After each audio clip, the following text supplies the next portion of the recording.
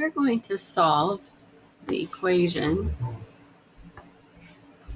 x squared equals -8. Now we think about what number times itself would be -8. This number would not be a real number. In fact, it's an imaginary number. So let's start by taking the square root of both sides.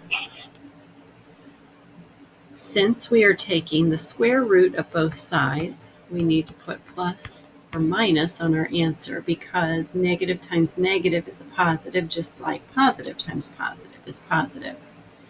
Now we need to simplify the square root of -8.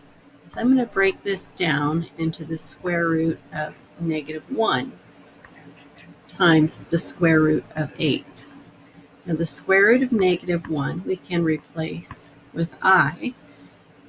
We'll still have the plus or minus because we took the square root of both sides. Now to simplify the square root of 8, we want to look for a perfect square that is a factor of 8.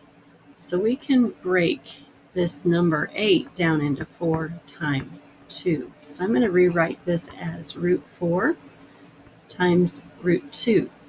Now the square root of 4 is 2.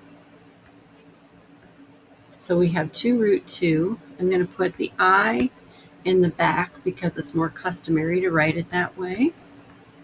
And we still have the plus or minus. So there are 2 answers to this problem. 2 root 2i and -2 root 2i.